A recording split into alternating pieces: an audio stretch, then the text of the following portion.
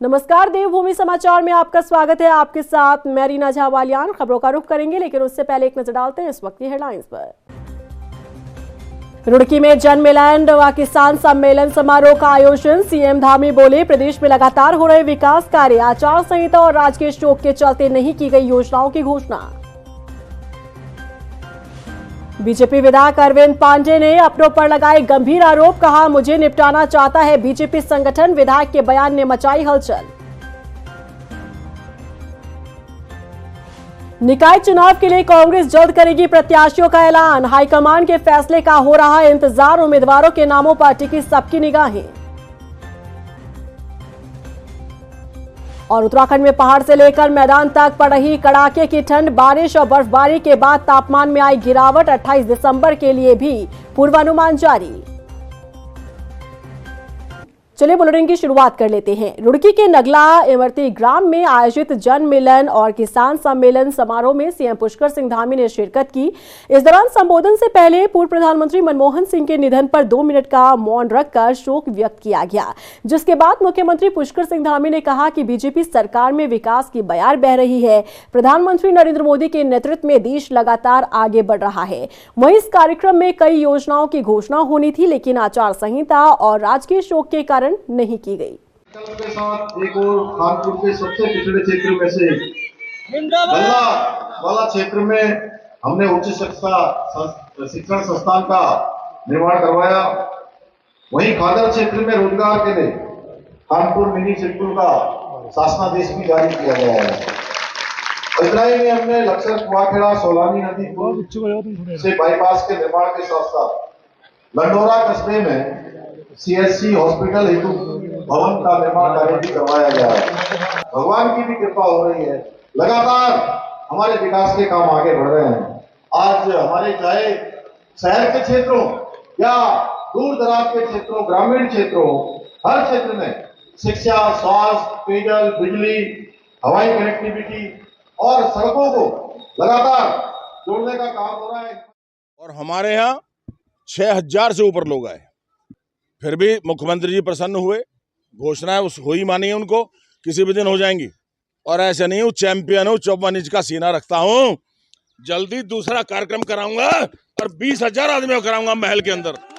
पूर्व कैबिनेट मंत्री और गदरपुर से बीजेपी विधायक अरविंद पांडे का सोशल मीडिया पर एक बयान वायरल हो रहा है, जिसमें वो अपनी ही पार्टी पर गंभीर आरोप लगा रहे हैं। विधायक अरविंद पांडे का कहना है कि बीजेपी संगठन उन्हें निपटाना चाहता है। आखिर किसकी ओर इशारा कर रहे हैं अरविंद पांडे, देखिए इस रिपोर्ट में। तुम लोग मेरे भाग्य विधाता हो, बस एक बात मन में सोचना, आखिर मेरे मंत्री पद से तुमने हटा दिया कोई बात नहीं, लेकिन मंत्री पद से हटने के बाद मुझे चैन से तो बैठने दो।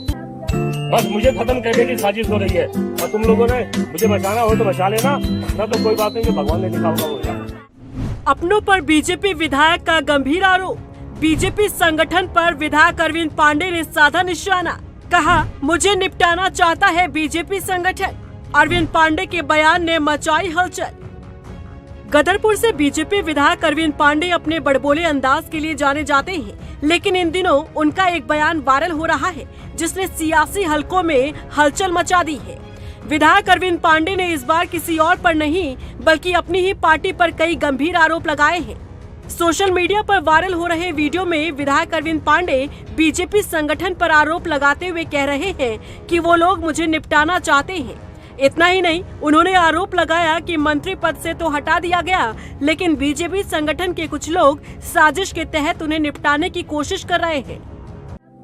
बस मुझे खत्म करने की साजिश हो रही है और तुम लोगों ने मुझे बचाना हो तो बचा लेना, ना तो कोई बात नहीं, जो भगवान ने लिखा होगा वो होगा। आखिर मेरे मंत्री पद से तुमने हटा दिया कोई बात नहीं, लेकिन मंत्री पद से हटने के बाद मुझे चैन से तो बैठने दो।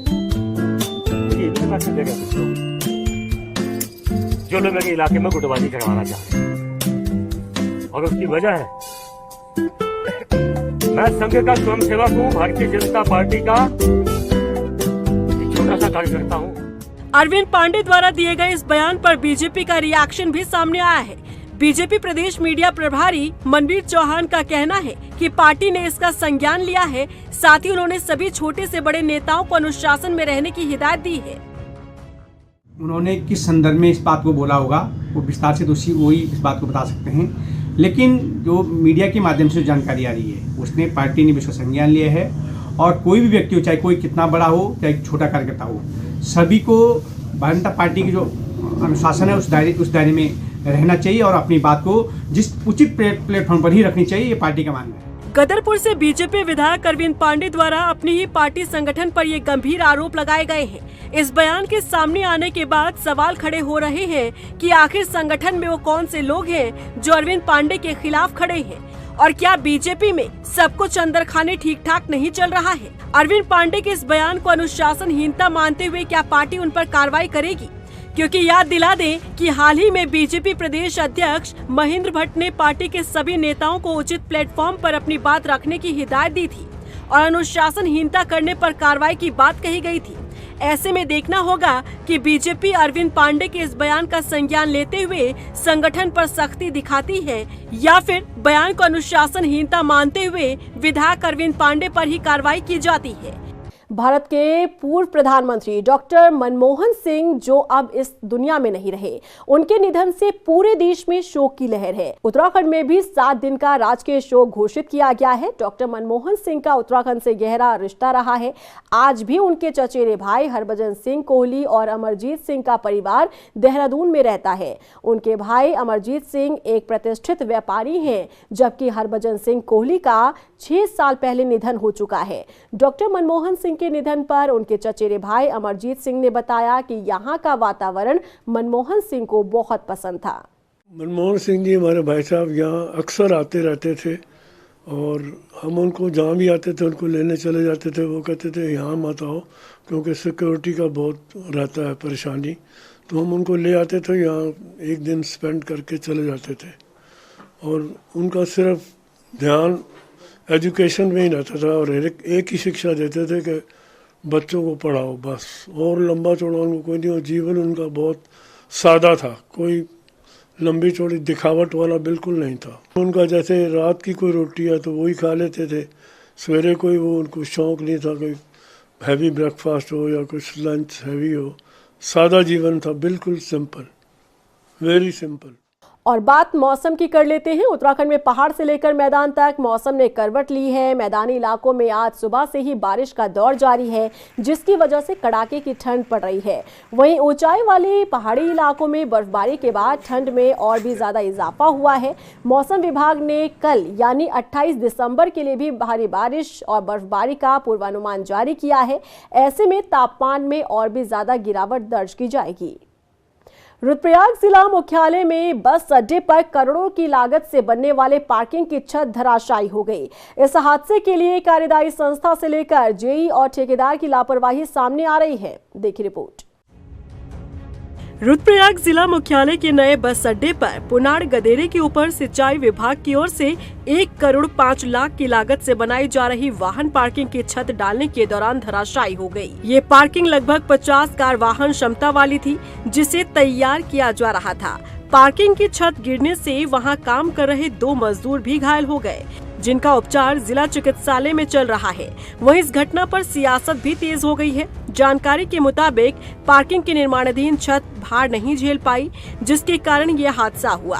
बता दें कि सिंचाई विभाग की ओर से पार्किंग का निर्माण कार्य करवाया जा रहा था, जिसमें संबंधित कार्यदायी संस्था, जेई और ठेकेदार की गलतियां सामने आ रही है। इस हादसे को लेकर विधायक भरत चौधरी ने कहा कि मामले की जांच की जाएगी कि आखिर किन कारणों के चलते ये हादसा हुआ। उन्होंने कहा कि दोषियों पर कड़ी कार्रवाई की जाएगी। नदी में जिस गधेरे में वो पार्किंग बन रही थी, उसमें अचानक पानी का बहाव तेज हो गया और उसके चलते जो उसके टेक थे, जो शटरिंग के उन्होंने टेक लगा रखे थे, वो थोड़े से हिल गए। उसकी वजह से ये हादसा हुआ है। तो मुझे उम्मीद है कि बहुत जल्दी उसको ठीक करेंगे।